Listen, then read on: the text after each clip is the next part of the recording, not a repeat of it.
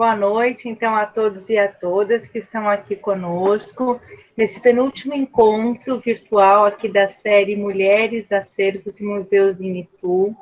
É uma grande alegria estar abrindo aqui hoje, né, a palestra da Aline Antunes Zanata, que vai discorrer sobre o tema Justiça e Mulheres em Itu no século XIX, Acervos do Museu Republicano, Convenção de Itu. A Aline, ela é mestre em História Cultural pela Unicamp, né, onde defendeu sua tese em 2005. Atualmente, ela faz doutorado também na Unicamp, na Faculdade de Educação. Ela é educadora do Museu Republicano Convenção de Itu há mais de 10 anos e integra a rede São Paulo de Memória e Museologia Social e a Rede Ibero-Americana para a Investigação e a Difusão do Patrimônio Histórico e Educativo. Então, com muita felicidade que eu, Maria Aparecida de Menezes Borrego, sou supervisora do Museu Republicano de Itu, abro aqui essa nossa palestra. Ela tem a duração de 1 hora, como vocês sabem. A Aline vai, então, fazer a sua comunicação. Quem tiver já as questões, pode ir colocando no chat, ou se não, após o encerramento, então a gente abre para as perguntas. Agradeço a todos e todas que estão conosco nessas semanas. Já posso dizer no penúltimo encontro que esse curso tem sido um sucesso. A Aline é grande responsável também pela concepção, né, dos encontros, eu também sugeri nomes, e de fato o formato foi muito bacana desta 1 hora e dessa possibilidade de tantas temáticas diversificadas poderem ter sido apresentadas. Então, Aline, agora a palavra é sua. Obrigada, professora Maria Aparecida. Para mim é uma alegria falar, né, hoje sobre essa pesquisa, que na verdade faz um bom tempo que eu iniciei. Eu ainda nem estava no Museu Republicano e nem em Itu. O tema que eu vou trazer é uma parte da pesquisa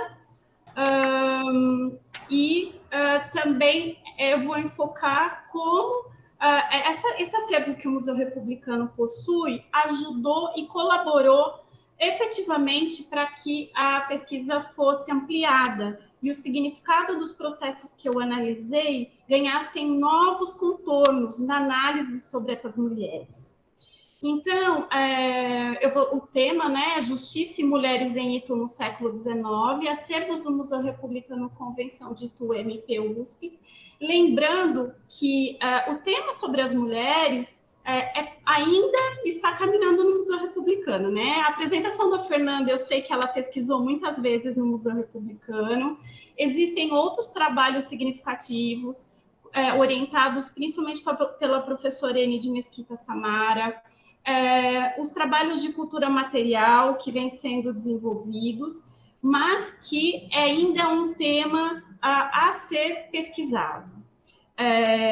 E eu acho que esse encontro abriu várias possibilidades para que novas ideias surjam e as pessoas se empolguem, né? E venham pesquisar nos nossos acervos, e na nossa iconografia, enfim, nas várias vertentes que o museu contempla, porque a minha pesquisa ela está concentrada na documentação textual. Minha fala não vai ser tão interessante quanto as dos demais colegas em relação às imagens, mas essas imagens elas são construídas pelas narrativas, né? Imaginando essas mulheres andando pela essa cidade no início do século XIX. Por isso que eu trouxe essa imagem, né, e essa foi a escolha na hora do cartaz, porque são mulheres que lavavam as roupas em lugares públicos. E essa imagem traz algo muito significativo para a gente pensar qual é o lugar público das mulheres, né? E quais mulheres podiam ocupar os lugares públicos e como isso foi sendo construído, né? Então, essa imagem para mim é bem significativa. Essas mulheres aparentemente eram de uma classe social, eram mulheres que vendiam esse trabalho, né, de lavar roupa, mas elas estavam inseridas em todas as casas, né? Elas corriam dentro dessas casas. E é isso que a gente vai discutir hoje, como os conceitos de classe, gênero e etnia são fundamentais para a gente entender a conquista de direitos. Isso que eu estou dizendo agora somente foi possível eu pensar com o tempo, né? Eu acho que no período que eu estava fazendo a minha pesquisa, ainda eu estava preocupada em entender a sociedade colonial, mas eu não estava tão inserida na necessidade de compreender que ponto essa sociedade colonial colaborou de forma efetiva para a maneira como a gente vê as mulheres no nosso cotidiano brasileiro, na sociedade brasileira. Afinal, todos os conceitos, eles passam pelas mudanças e pelas permanências e ressignificações, né? Então, eu acho que essa é a minha fala principal hoje. Pode passar, por favor, a Fernanda, do Museu da Energia, né, da Rede Museu da Energia, está me ajudando a passar. Obrigada já, desde já, Fernanda. Então, eu acho que é importante eu contextualizar, né, como que essa pesquisa saiu. Inicialmente, lá em 2000, quando eu era aluna ainda, né, estudante da graduação na Unicamp, eu fiz um projeto a partir de um livro chamado Une histoire de femme est-elle possible? Não sei se tem a tradução ainda já desse livro, da Michelle Perrault, que perguntava, é possível uma história das mulheres? Isso lá naquela geração dos análises.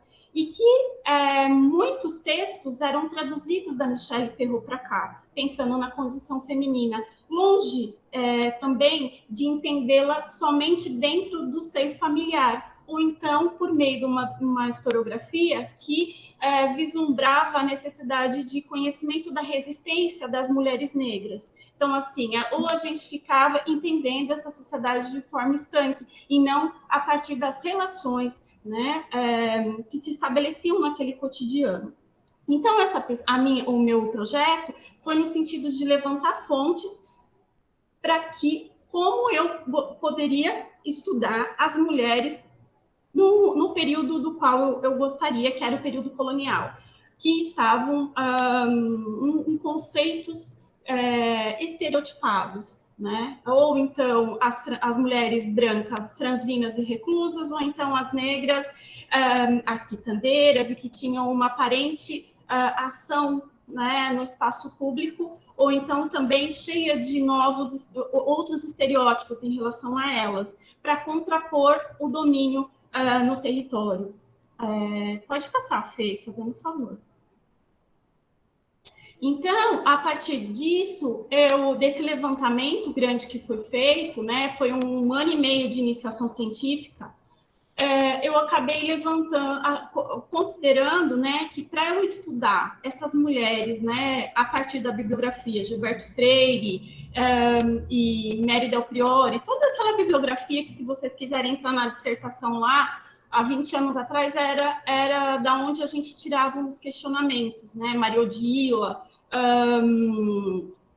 e aí eu acabei focando no tribunal eclesiástico como uma forma de análise das mulheres desse grupo social.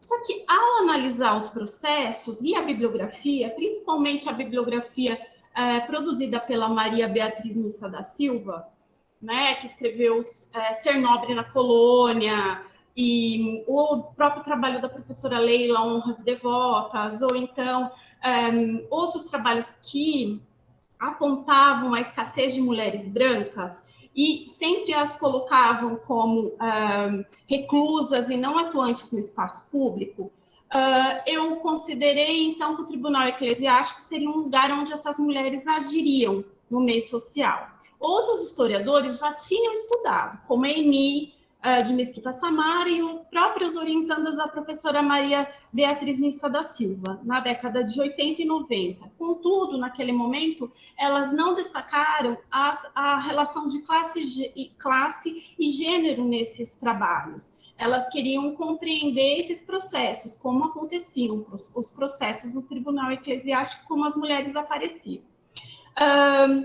Então, no nosso projeto, as considerações da Maria Odila foram fundamentais para compreender, então, esse projeto colonizador, né? E como essas mulheres atuavam, né, tinham valores ideológicos importantes no processo colonizador de conquista do território, né? Então, tanto nos arranjos familiares, como nos seus próprios domínios, né, de mando, de escravaria e tudo mais.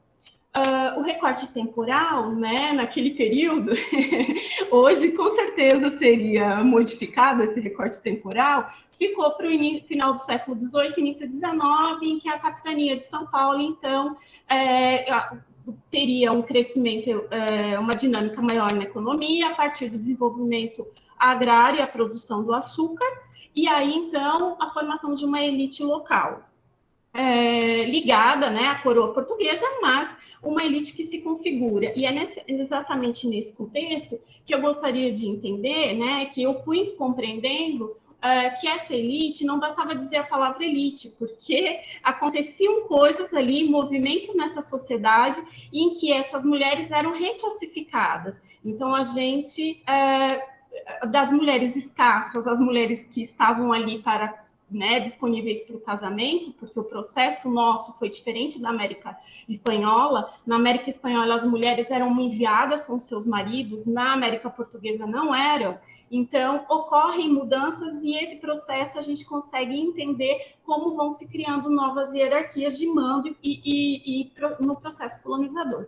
E o trabalho da Muriel Nasdari é interessante para a gente entender, então, que no final do século XIX há uma mudança na composição do dote. Então, eu fiquei mais quando elas levavam dote e tinham um papel importante nesses arranjos familiares. Pode passar, Fê.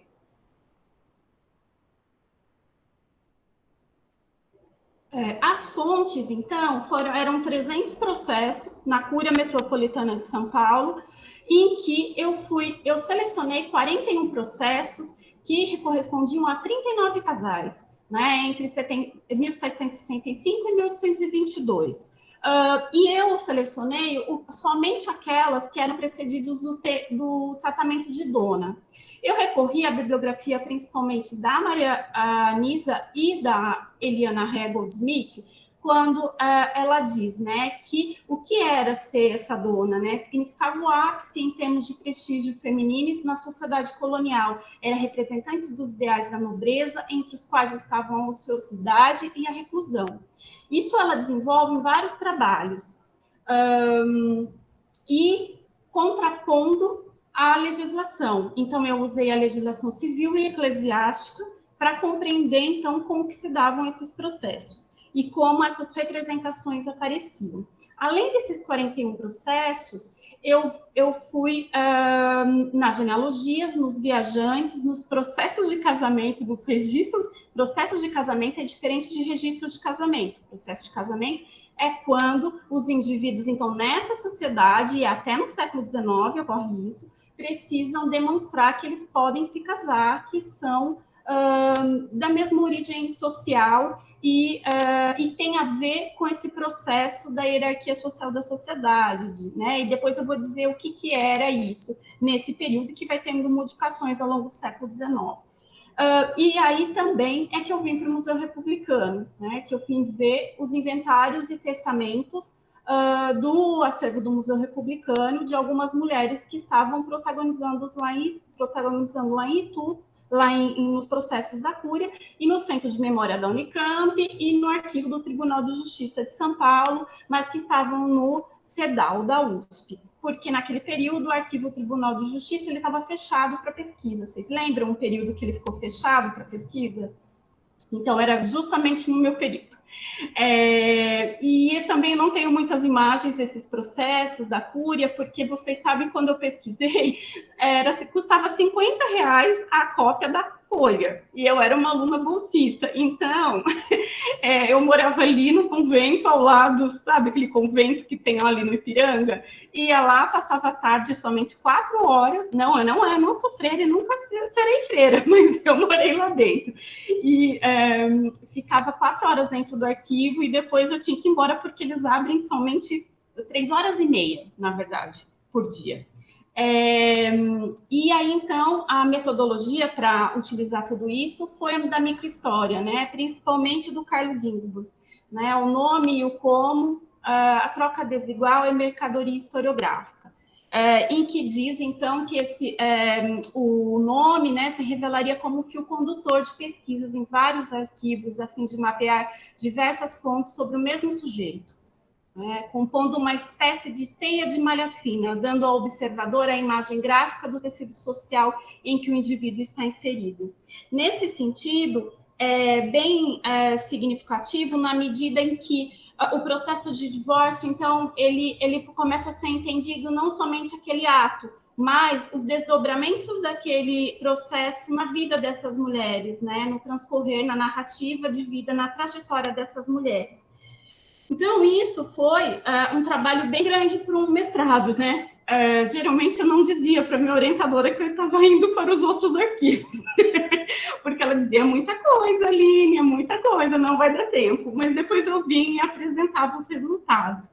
A metodologia, então, né, da história cultural, a gente entender esses processos, então, como lutas simbólicas, nos quais a diferença sexual, que é sujeição uma e dominação de outras, inscrita nas práticas e nos fatos, organizando a realidade e o cotidiano, é sempre construída pelo discurso que afunda e a legitima. Ou seja, eu não analisei esses processos buscando uma verdade, mas sim buscando as narrativas ali colocadas, né? Como que as representações eram entendidas como práticas e como essas práticas aconteciam no cotidiano.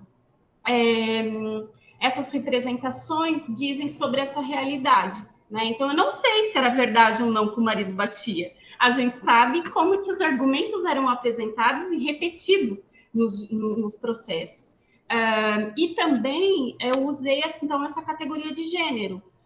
Mas a gente sabe que dentro da história das mulheres, né, a gente sabe que tem vários movimentos. Um deles, né, então você tem muito a mulher dentro da história da família, vários estudos de história da família, e depois você tem as mulheres na década de 70, né, marcado pelo movimento feminista, extremamente importante, porque é aí que surgem vários centros de pesquisas na universidade, né, um deles é o PAGU, por exemplo, né, que tem uma atuação forte dentro da Unicamp, do qual eu pesquisei muito tempo, e tem uma pesquisadora, imagina, né? Quando a gente mergulha nas teorias de gênero, a gente parece que não sabe para onde a gente vai sair, porque ela é uma vastidão, e imagina eu, uma menina querendo escrever meu projeto de mestrado. Tinha aula com a Margaret Hag, depois tinha aula com Gita Debré, depois Marisa Corrêa, então eu não sabia.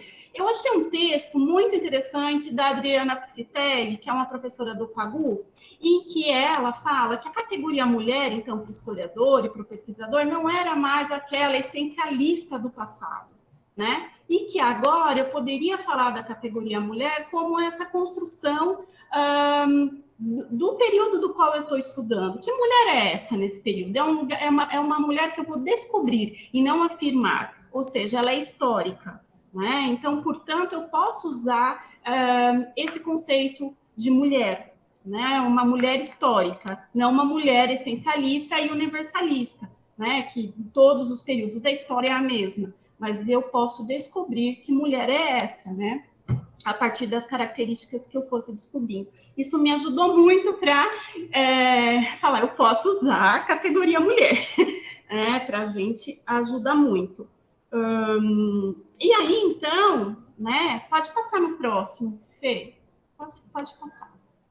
Essa, então, a metodologia principal, né? E para a gente pensar, então, né, nesse processo da hierarquia, é extremamente importante a gente pensar isso, porque quando a gente fala das mulheres, todo mundo lê livros lá internacionais que todo mundo fala, é preciso estudar gênero, raça e classe, quando fala de mulheres. Mas a gente precisa também entender qual é o nosso processo colonizador e qual o papel que cada mulher teve dentro desse processo de domínio, né? Desse território e que relações foram sendo estabelecidas e quais direitos essas mulheres foram tendo.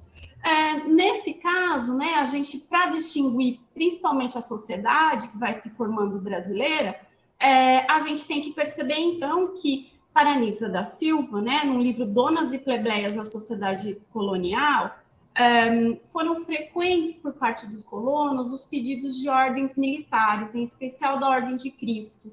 Então, essas ordens, participar do Santo Ofício, ocupar cargos da vereança, milícia local, receber câmaras dos brasões de armas. Então, assim, isso tudo eram os homens que solicitavam, né? E faziam com que eles pertencessem, então, à hierarquia desse império. E as mulheres? Né? As mulheres adquiriam a condição nobre pela via masculina, de pais ou avós, ou pelo casamento, e incorporavam o dona aos seus nomes.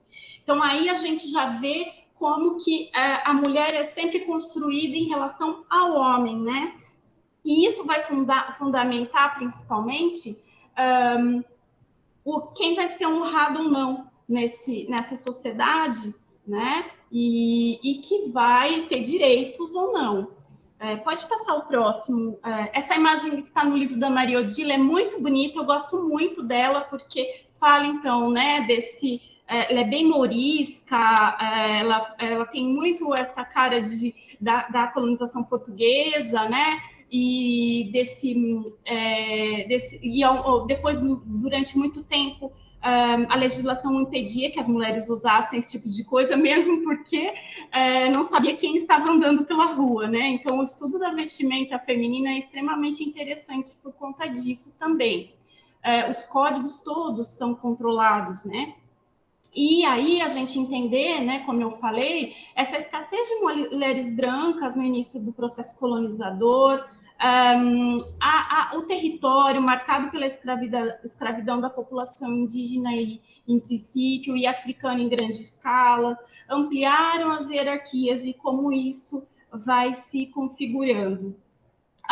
Um ponto que é importante já dizer, né, que outros elementos no decorrer do século XIX seriam definidores da hierarquia social, como a origem familiar, as atividades econômicas, os cargos políticos e as milícias. A riqueza era apenas um dos critérios possíveis para a obtenção da nobreza, mas não uma categoria estática de definição das donas paulistas, pois muitas dessas mulheres poderiam ter empobrecido e continuarem sendo identificadas como donas pela sociedade em que viviam. Pode passar, fazendo um favor, Fer.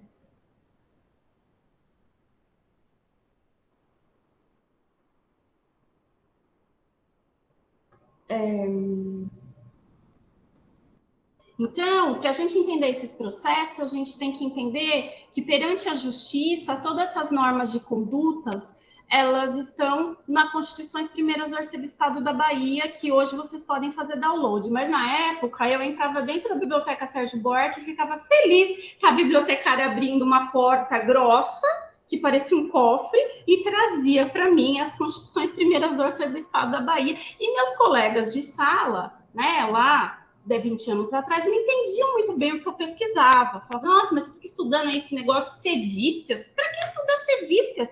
Né? Como eles olhavam realmente como algo menor, alguns, né? Principalmente os meninos. Porque não estava na moda, né? A moda é estudar o movimento operário. Mas o que eu estava estudando era o que as mulheres sofrem até hoje, né? Os maus tratos e a violência. Da onde que vem a legitimação da violência contra a mulher? Né? Ela vem aí desse tribunal, dessa sociedade que se hierarquiza de uma determinada forma, em que os homens têm mais direitos que as mulheres e as negras índias não têm direitos porque são desonradas por natureza e não, portanto, são escravos, né? Então, o divórcio ocorria nesse tribunal eclesiástico, né? E no qual estava definido pelas Constituições Primeiras do Arcebispado da Bahia, que estava ligado, então, ao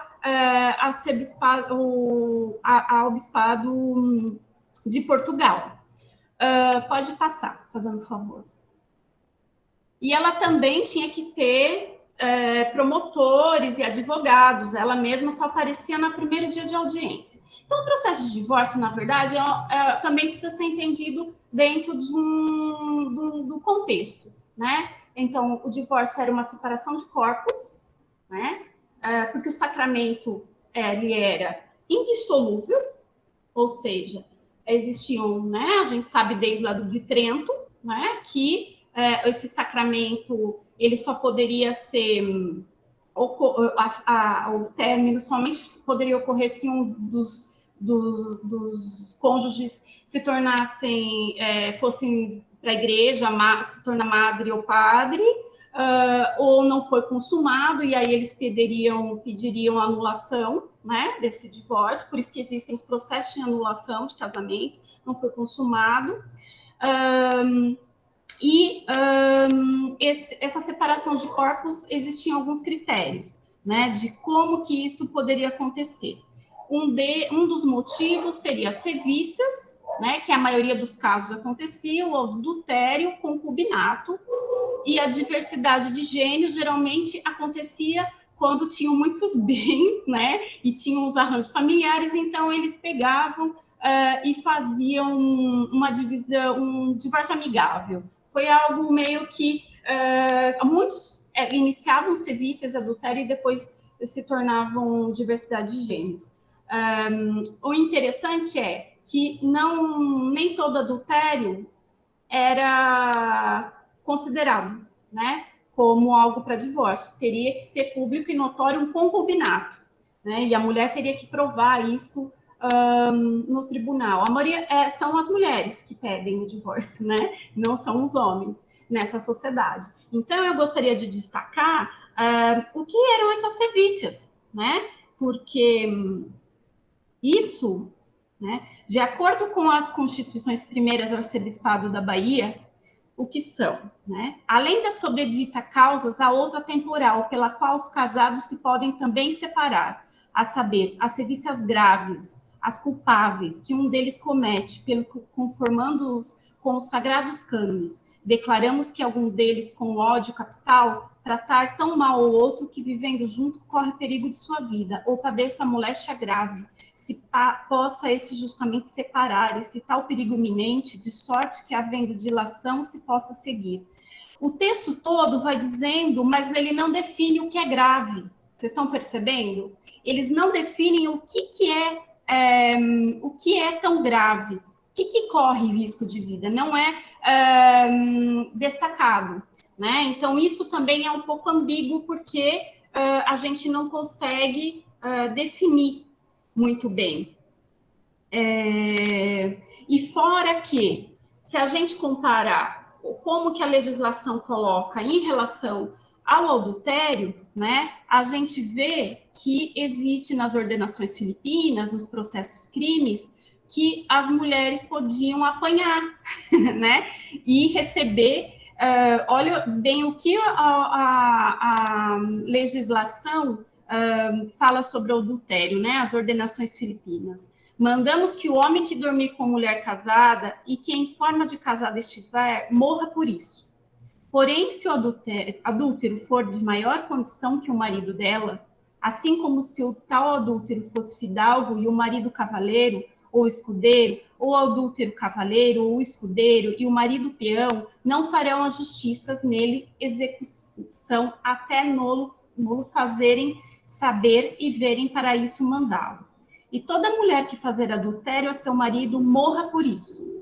E se ela fazer por adultério, por sua vontade, se for com alguém de casa e de seu marido, ou de onde o seu marido estiver, se o marido dela querelar ou acusar, morra morte natural. Ou seja, se a legislação civil coloca, né, que a mulher pode ser morta pelo seu marido caso cometa adultério, as constituições não estabelecem diferenças entre homens e mulheres, né, e tornam a ação do adultério motivo de divórcio. Isso a gente vê uma diferença, mas que essas duas legislações, elas acabam classificando um direito masculino maior, né, de castigo e de direitos em relação a homens e mulheres. Uma vez que a gente está no sistema padroado, a Cidinha poderia falar muito melhor do que eu, e que esse processo de ocupação da sociedade, legislação civil e eclesiástica andam muito juntos, né? Mas elas têm fóruns separados. Então, o Estado, ele poderia condenar, então, essa mulher adúltera à morte. E isso, que estava preocupada com a desonra masculina. Então, o que a gente vai ver nesses processos o tempo todo é uma classificação, uma luta simbólica de quem ali era honrado ou não, né? Como eu coloquei nessa listinha, né? Então, para se obter esse divórcio, teria que ser público e notório, né? Olha só as evidências, né? Toda a comunidade era chamada, tinham as testemunhas, a qualidade dessas testemunhas era avaliada, né? Eram padres, eram que pessoas de boa índole na sociedade, qual cargos ocupavam? Isso tudo ajudava a avaliar a conduta dessas mulheres e desses homens, né? E reafirmar a circulação de ideais do que era ser uma mulher com direitos ou não, né? Nessa sociedade. Então, ela precisava ter um depósito, mas não era qualquer depósito, tinha que ser um depósito de uma família bem vista na sociedade, né, de bens. Ela apresentava nas testemunhas a redes de solidariedades, né? E aí, então, a gente tinha, né, terminando esse processo de divórcio, a divisão dos bens, né? E aí ela poderia, o que ocorria no Fórum de Justiça Civil. E por isso que no Museu Republicano eu fui encontrar testamentos e inventários tão importantes para entender a vida material desses indivíduos e também entender quem eram essas donas. Pode passar, Fê, por favor.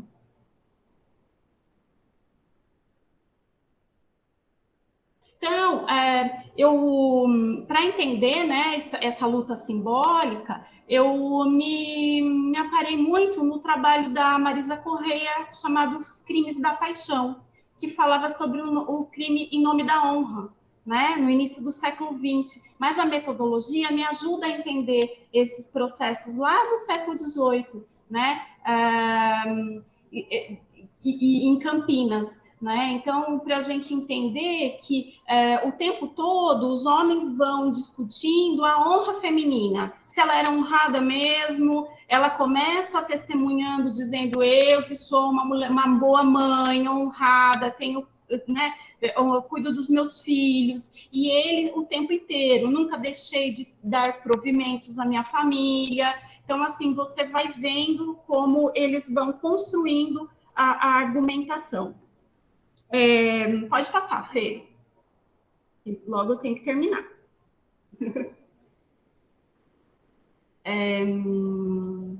Onde a gente está? Então, né, se a gente for pensar, todos esses documentos nos ajudam a pensar que essas donas não estão ausentes, né, como diz Maria Odila, elas estão presentes, atuando nesses processos e articulando para que conseguir os seus direitos, porque nas entrelinhas desses processos a gente vê muito a questão dos bens. Então, muitas vezes essas mulheres acusam os maridos de estar dilapidando os bens familiares, tanto com as concubinas ou então com alguma outra atividade. E aí, então, elas chegam, principalmente as mulheres viúvas, que casam novamente, né? Pode passar, Fê. E aí, para a gente ver, aqui a gente tem duas genealogias de mulheres aqui de Itu, né? Então, a gente tem uma mulher chamada Maria da Rocha Camargo, que foi casada com Antônio José de Babo Brochado. Primeiro, ela foi casada com Tomé Jacinto Teixeira, foi seu primeiro marido, ele era um cirurgião mor em Itu.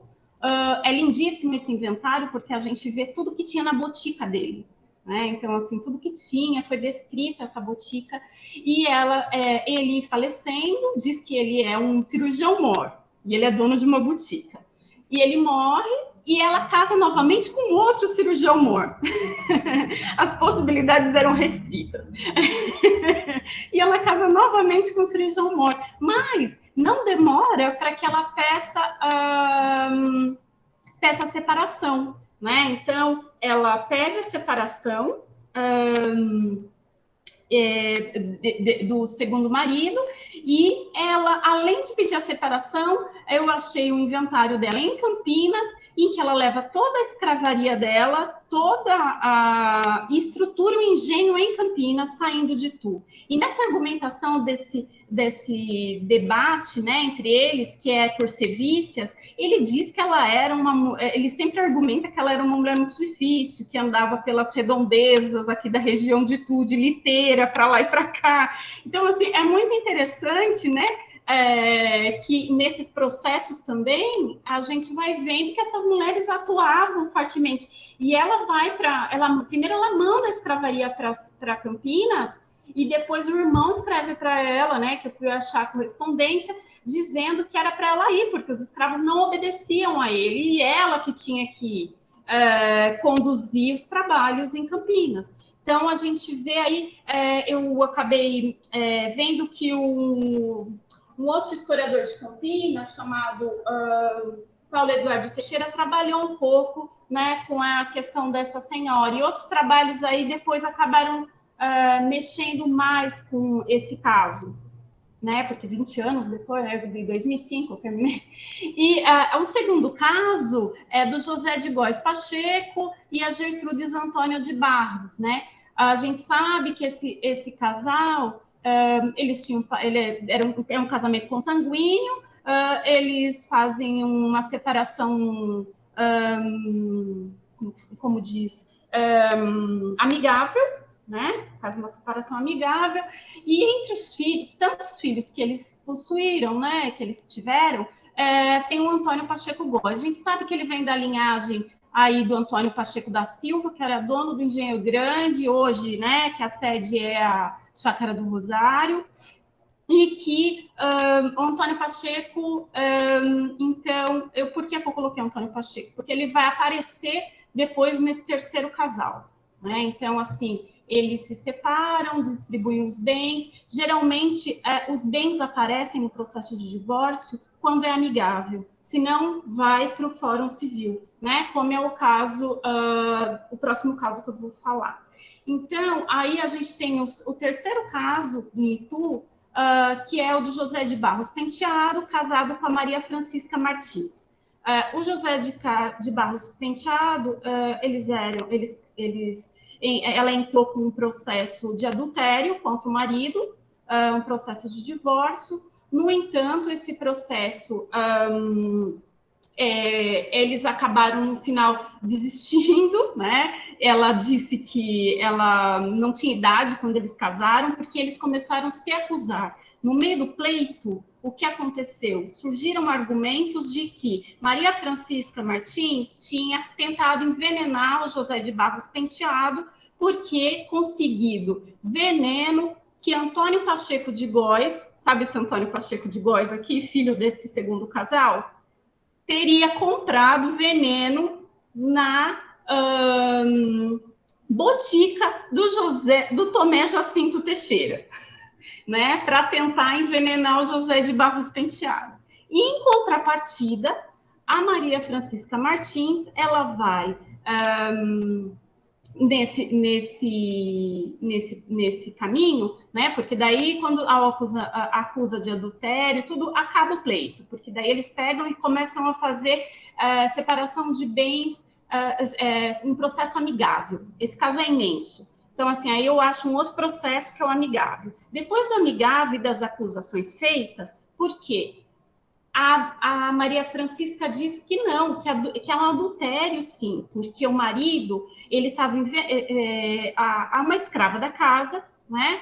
Uma mulher escravizada, chamada Úrsula, teria inventado essas histórias para se beneficiar. Eu sei que eu tenho que terminar, mas já estou terminando. Ela teria... para se beneficiar, né? E inventado essa história, inclusive uma carta que foi entregue, né, nos autos que eu li, e que ela diz que não é da letra do Antônio Pacheco Góes, mas forjaram, então, não sei se dá para saber isso. Mas eu sei que do adultério para o amigável, Aí há a distribuição dos bens do casal, mas a própria igreja abre um processo crime, né? Por quê? Porque teve uma tentativa de envenenamento. Então, abre-se um processo crime na cidade, que quase a população de Itu inteira foi, quase 30 testemunhas, é muito divertido esse processo. Infelizmente, eu não tenho a cópia, porque naquela época eu tinha que transcrever. Então, o que eu tenho são só as cópias inventadas de testamentos do Museu Republicano, né, que foram essenciais para mim, para eu compreender o resto dessa história. Mas, e nesse processo, então, ele acaba não chegando a uma conclusão, né, porque tanto Maria Francisca como José de Barros Penteado vão alegando, né, aos seus argumentos, tanto é que Antônio Pacheco Góes depois consegue ser padre, porque eu achei o documento de ordenação dele.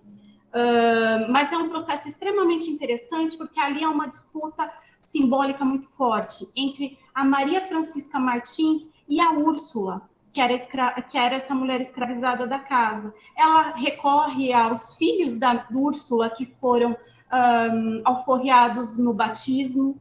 Ela, né, porque na divisão dos bens, ela fala, não, você alforriou os filhos da Úrsula, então eu quero essa divisão dos bens de uma forma correta. E aí, o que acontece? Finalizado todo esse processo, quem vai ser o inventariante que está no Museu Republicano do José de Barros Penteado e a testamenteira é a filha da Úrsula, a Policena Soares, né? E que aparece nesses documentos como dona, né? Então, pode passar, Fê. Fê, obrigada. Então, a gente tem, né? O outro, Fê, o outro, anterior. Então, a gente tem, né, a dona Maria Francisca de Camargo, que nitidamente ela vê o seu segundo marido utilizando os seus bens e aí recorre a um caso de sevícias. A dona Gertrude Antônio de Barros, que fazem uma divisão de bens amigável, e a dona Maria Francisca Martins de Almeida, que está no meio dessa devassa, esse conflito, né, que amarra todas essas pessoas em conjunto, a Úrsula, né, e depois a sua filha Policena Soares de Barros, então, que aparece nesse documento como dona, né, e como, eu até brincava, eu falava que era a Chica da Silva de Itu, porque essa mulher herdou todos os bens, né, e fora os agravos, né, escravos, de como ela deveria viver, dos cuidados que ela deveria ter à morte. O José de Barros Penteado, ele deixa escrito todos esses detalhes. Pode ir para a próxima, Fê. E aqui só para vocês, né, terem uma noção, esse é o inventário de divisão do casal depois, após o divórcio. Pode colocar o próximo, Fê. Aqui está um trecho, né, que o José de Barros Penteado, então, fala de quando a Policena foi alforriada, né, no batismo. Próximo, Fê. Então, né, nota-se pela leitura do documento preservado no Museu Republicano que, em alguns momentos, a inventariante é chamada de dona pelos oficiais de justiça, não citando nem mesmo sua situação de forra. Porém, José de Barros Penteado, esse senhor, em seu testamento, não tratou Policena nem sua mãe como dona. Ele, não, né? Tanto como é que fala? Nos argumentos, mas a documentação oficial, né? O que levou a indagar acerca do que teria conferido o tratamento de dona ex-escrava. A situação de forra foi minimizada perante toda a riqueza que herdar e seu casamento revela o processo de branqueamento. Porque aí não está no meu mestrado, mas depois eu continuei pesquisando a Policena, eu tenho vários documentos da Policena, dos filhos da Policena em Itu, e ela teve um casamento assim bem com um branco, né? Então você vê todo o processo de branqueamento dessa população, né? E ela obtendo esse título de dona, mas ela traz as marcas da sua ancestralidade, né? E aí como que a gente entende essa hierarquia que vai se formando, né? Nessa sociedade?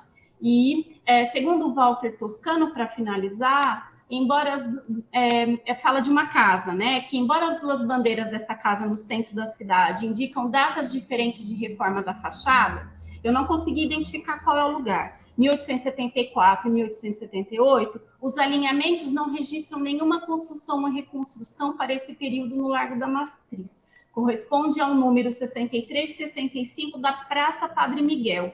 Em 1865, Dona Policena Soares de Barros possui uma casa-terra no Largo da Matriz, que nós sabemos que era um lugar de decisões políticas e um lugar onde os senhores de engenho estavam localizados. Era isso, gente. Desculpa dizer tanto. Muito obrigada, Aline. Foi sensacional, porque é um universo muito múltiplo também que você traz para a gente dessas mulheres, né? Até chegar em Itu, eu fiquei esperando aí os seus casos, porque é isso que é o mais revelador, né? Das ações e das práticas. Mas eu achei sensacional toda essa trajetória que você contou de pesquisa, né? Que era uma das questões que eu queria fazer para você. Porque quando a gente mostra já o tudo pronto da pesquisa, né, a gente não vê todos esses meandros, que é isso que faz, de fato, a pesquisa. Eu também pesquisei na Cúria, também era aquelas 3h30, também tinha que chegar lá e começar a pensar. Então, tudo isso faz a pesquisa, tudo isso amadurece, né? Na verdade, o trabalho, o ofício do historiador, quer dizer, um dia depois do outro mesmo, que vai fazendo a gente pensar. Então, eu quero abrir para as perguntas, mas eu quero colocar essa primeira ali que eu... Tem uma segunda pergunta também que eu quero fazer, mas eu vou colocar uma para abrir, você começar e dar oportunidade para as pessoas se desinibirem. Eu perguntei para você no começo, como é voltar para essa pesquisa feita há tanto tempo, né? Você mesmo, quando estava falando aí das questões lidas, o que era importante naquele momento, né? Quer dizer, naquele momento que lá se vão 20 anos, né? Então, ainda mais pensando na história das mulheres, nas questões de gênero, quanto isso, né? Avançou e se dispersou e tomou outros caminhos. Então, eu queria que você falasse um pouco sobre revisitar esse tema, que você disse que, na verdade, você continua pesquisando aí no caso dessa última mulher, mas assim, como vai revisitar esse tema agora, né? E sob duas perspectivas. Uma, trabalhando no museu, né, como uma historiadora, uma educadora de museu, e outra frente a essas novas discussões sobre as questões de gênero. Então, pronto, a gente já dei o pontapé inicial. Agora, passo para vocês depois da pergunta dela, da resposta dela. Alguém mais gostaria de fazer junto da minha? Que pode ir, Aline. Tá. Para mim, assim, ela ficou muito tempo parada, porque eu acho que essa coisa de... logo depois de 2005 que eu defendi, 2006 eu entrei no museu. E para mim o museu era um outro lugar, uma outra lógica de construção da história, né? Da qual eu não estava acostumada, porque eu estava lá naquelas fontes manuscritas. Tanto é que tem poucas imagens, vocês viram, né? Então, assim, o museu, essa coisa da materialidade, ela traz essa mulher muito mais presente para mim. Porque nesses processos, nós estamos o quê quando a gente fala dessa justiça? A gente está falando permeada por homens que constroem essa justiça e pelos homens que representam essas mulheres nos tribunais, né? Então, assim, o museu, eu demorei muito para como que eu poderia trazer toda essa nova, essa visão, né, de gênero e da necessidade da gente invisibilizar essas histórias para o caso do Museu Republicano. Principalmente porque quando eu não era funcionária do Museu Republicano, eu entrei no Museu Republicano e fiquei muito assustada. Muito assustada com o que eu vi, assim, né? Porque eu ia pesquisar essas mulheres extremamente ativas, andando e construindo e lutando. Aí eu entrava e eu não entendia muito bem o que esses documentos tinham a ver com a própria exposição e tudo mais. Mas depois que a gente entra no museu, a gente consegue entender essa lógica da cidade, e que o museu ele está inserido dentro dessa história, dentro dessa construção. Essas pessoas, elas ocupam o centro histórico, né? Por isso que eu acho extremamente interessante quando a gente vê a Policena morando no centro da cidade, ali pertinho do museu, né? Que é um lugar de poder, que significa desde o Império Colonial, o que significam essas cidades coloniais. Então, eu acho que foi um processo. Quando eu trouxe essa pesquisa para o chão, né? Para o cotidiano. Então, eu localizei. Até hoje, eu não sei exatamente qual é a casa, se ela está lá ainda. Mas acredito que sim, porque foi colocado pelo Toscano, por exemplo. Mas eu acho que foi um processo lento, mesmo porque eu acho que dentro do período que eu estudei na academia, como eu disse, eu acho que o que eu estudava era um pouco estranho, né? Porque assim, eu realmente queria entender o que era essa servícia, o que não era, né? Então, assim, mas hoje, se a gente vê, eu consigo entender plenamente a nossa cultura da violência em relação à mulher, né? E como ela se formou. Para mim, sempre é muito claro, por conta dessas leituras que eu fiz e por conta de me debruçar numa legislação feita e que durou tanto tempo, porque o Tribunal Eclesiástico funcionou até o final do século XIX, né? Até o final do século XIX, e que mapeava as normas, a maneira como as pessoas deveriam se comportar. Então, é tão recente na nossa história a gente discutir isso, né? E eu vejo assim, que muita gente tem ampliado esses estudos. Quando eu coloco, várias pessoas, assim, no Brasil todo, estão procurando entender. E eu acho que quando eu terminei, eu acho que faltava esse link, entendeu? Para entender o que toda essa pesquisa significa para a gente entender a violência contra a mulher estruturada, porque a gente fala o patriarcado estrutural, mas a gente não entende como que ele foi construído na nossa sociedade, né? Então, para mim fica claro, mas eu sei que para as pessoas parece que é vago, porque o patriarcado estrutural é diferente nosso da Europa, né? Nesse processo, né, que permeia essas relações sociais todas no nosso processo de formação social. Porque a gente acaba naturalizando, né? E, na verdade, isso não é uma construção cultural, é uma construção histórica que precisa ser desvendada mesmo, né? Estudada para a gente poder compreender. E o direito, ele carrega isso, né? O direito, a história do direito, né? Brasileiro. Né? Por isso que é tão difícil a gente mexer com as leis ainda hoje.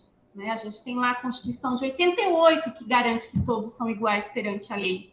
Né? Mas nessas legislações que eu mexia, todos eram diferentes perante a lei. Né? Eu repito isso várias vezes para muita gente, e principalmente no Museu Republicano, porque é um museu republicano, né? Que se propõe a ser república e a pensar a questão dos direitos, da igualdade, da fraternidade, da liberdade. Então, como que isso vai sendo constituído? Para mim, é meio nesse sentido. É pesado, né, gente? Alguém mais quer colocar alguma questão?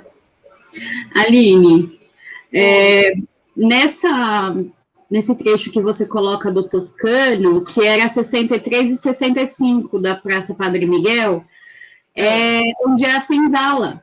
A senzala é aquela casinha rosa, não é? Eu também identifiquei, mas eu não consegui confirmação.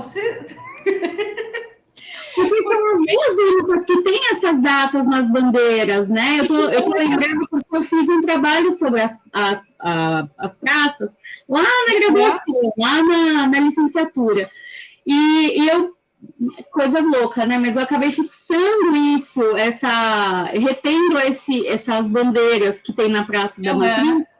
E agora, quando eu li, eu falei, gente, eu tenho quase certeza que são elas, né? Então, eu tenho muita dúvida se essa da doceria ou se é aquela casa ao lado, que tem aquele gigantão, assim. Eu sempre tinha dúvidas se era essa ou aquela. A 63 é a rosinha, que é onde tem o antiquário, né? E a 65 é a senzala, que é a doceria. Mas eu acho que é Ai, saudade de andar nessa praça. Tem que continuar com a pesquisa da Policena para eu conseguir chegar. Eu tenho muitos documentos sobre ela, gente, mas a vida museal me levou na educação museal. Então, as minhas leituras e tudo mais, assim, tá todo guardadinho os documentos fotografados, né? Porque agora a gente pode fotografar. Tá tudo guardadinho, mas essa dinâmica da educação museal, ela faz que a gente não pare tanto concentrado para ler um documento, né? Mesmo porque a gente perde até essa disciplina, porque ler documento antigo em série e vários é uma disciplina, né? Você tem que ter uma disciplina. Para conectar uma coisa com a outra, a letra já é difícil, né? Então, você tem que estar muito atenta. Tem que estar, porque uma coisinha você vai falar besteira, né? Vai. É isso. Muito obrigada pela oportunidade de falar com vocês. Alguém mais gostaria de colocar alguma questão? Eu vou fazer então mais uma, porque agora já encerrou o nosso tempo. Se alguém quiser, ainda tem a possibilidade.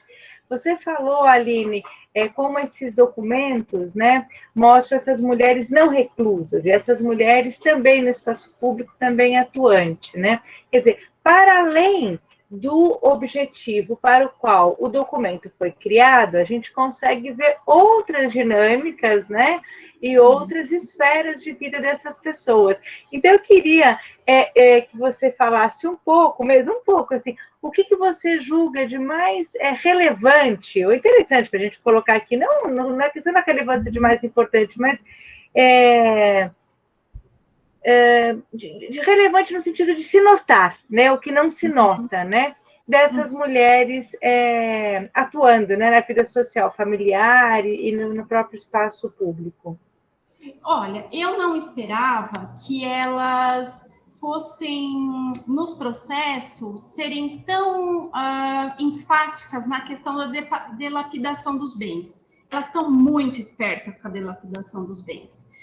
Porque a gente lê na bibliografia, né, mais antiga, assim, essa mulher, aí ela leva o dote, aí ela essa relação passiva, né?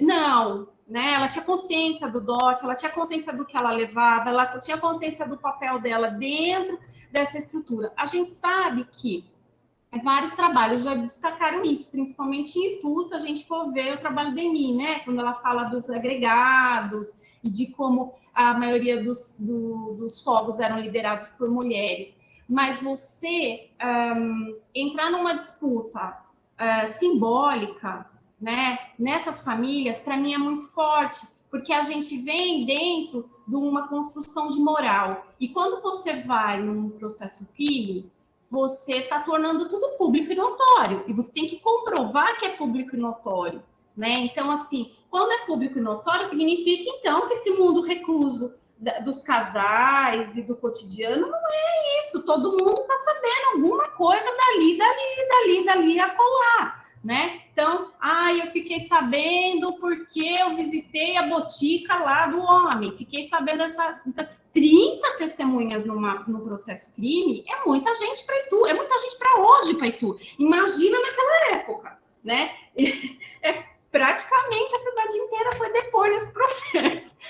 E todos eles sabiam de alguma forma. E sempre público e notório, eu ouvi dizer, eu fiquei sabendo por. Então, assim, para mim, essas palavras, né, essa circulação do cotidiano já diz que elas estavam num relacionamento com a sociedade muito mais ativa do que se prevê. E também com outras mulheres, né? Porque nas testemunhas aparecem mulheres de classes sociais diferentes. Como eu já disse, aparecem, por exemplo, as costureiras, né? Eu sei porque ela trouxe as raparigas dela para aprender a costurar comigo, né? Então, assim, essas redes de solidariedade, para mim, elas é que apontam mais o que os viajantes não dizem, né? Porque, embora em São Paulo, alguns viajantes, até eu coloquei na dissertação, ele diz, né? Não sei na onde é elas e eles. Aí em São Paulo é elas e elas. Acho que é o Saint-Hilaire, não lembro direito. Elas e elas. Então, assim, elas e elas tinha alguma coisa nesse elas e elas, quando ele diz, né? Uma mulher que sai de Tu, levando a escravaria para Campinas, e os escravos não obedecem o irmão, e tem que levar ir para lá, e assim, o conflito com essa Úrsula, e essa Policena ganhando todo esse poder, casa com um estrangeiro, ela casa com um homem de fora, né? Então, assim, isso tudo diz muito mais uma sociedade muito mais dinâmica. Eu, por exemplo, acho que a Fê também apresentou a Dona Inácia, né? Essa família Pacheco eu venho estudando há muito tempo, né? E depois eu acabei estudando a avó, né, da Dona Inácia, né? Também chamava Dona Inácia. E ela também, depois com o Antônio Pacheco, ele era sertanista, então ela fazia muita coisa na cidade. Então, acho que falta gente. Por que tem tanto livro de história de Tu e não tem um livro de história das mulheres, por exemplo, de Tu, né? Nesse processo todo, de várias facetas, né?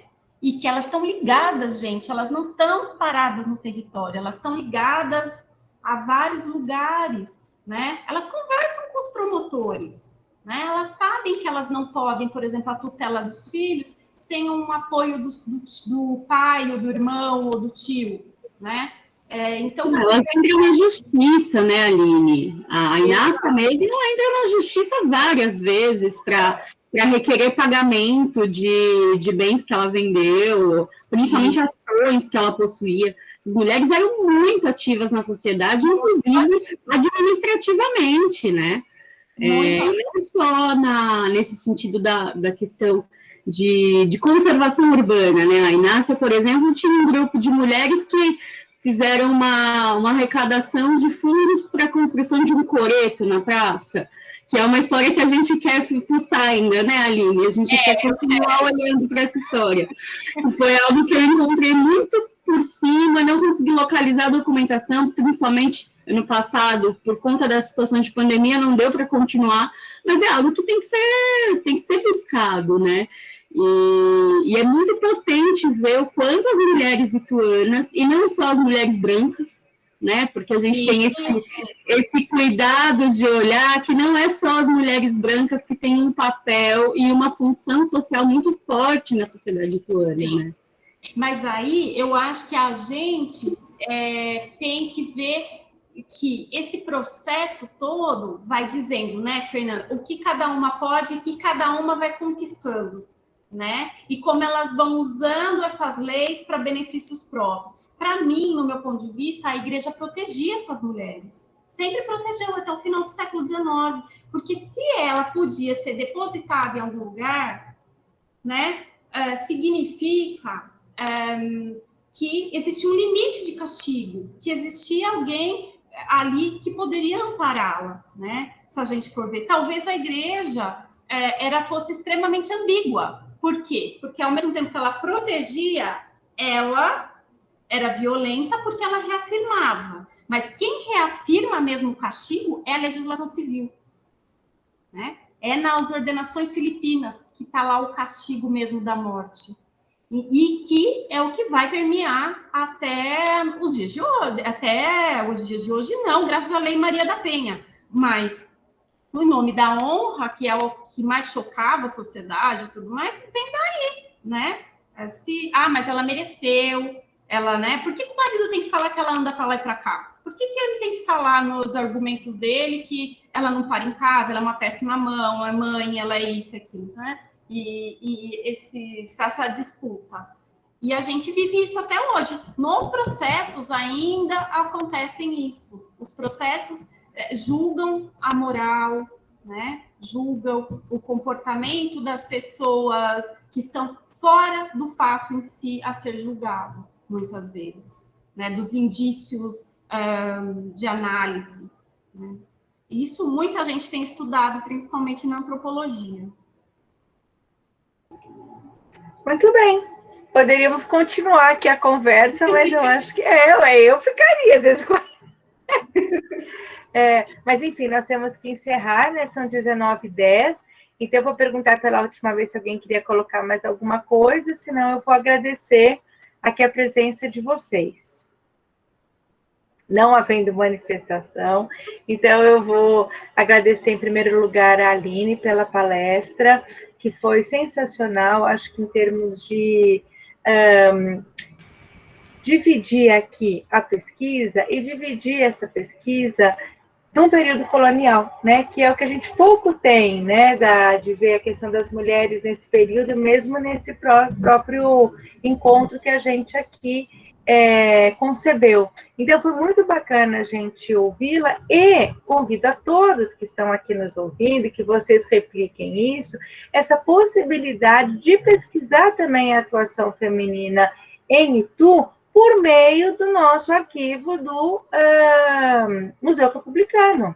Então, nós temos lá documentos preciosos, nós temos centenas de documentos, né, que podem ser ali mobilizados para os diversos fins. Quer dizer, também quem não quer fazer sobre mulher não precisa, mas eu estou dizendo como a temática é essa, não estou dizendo toda a temática, né?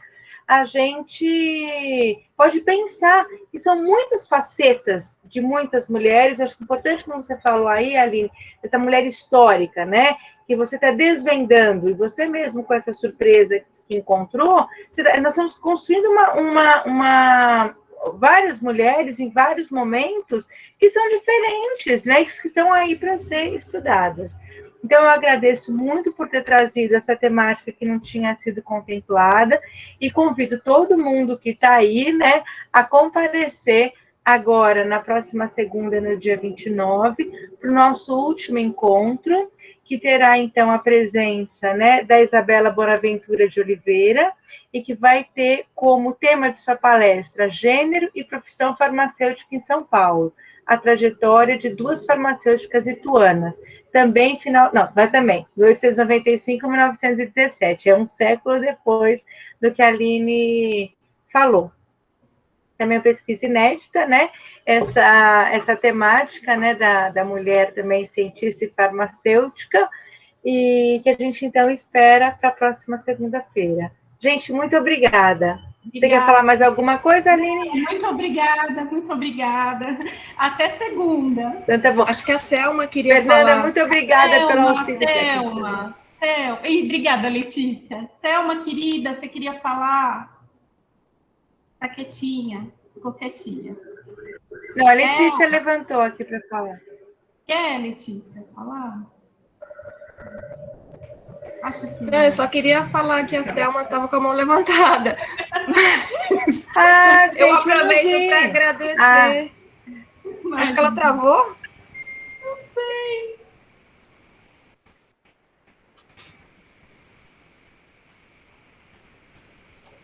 Acho que travou. Perdeu, eu estava olhando no chat se alguém tinha colocado a mão e não vi. Acho que Selma saiu. Acho que sim. Acho que ela travou. Selma, ela está aqui ainda. Tem que abrir o microfone.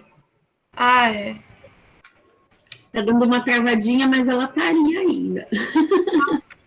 Mas a Selma a gente fala no WhatsApp, gente. A Selma, a gente fala sempre, Selma. Olha, deixa ela ver. Será que ela saiu? Eu acho que ela saiu, coitadinha. Selma! Ah, voltou. Voltou.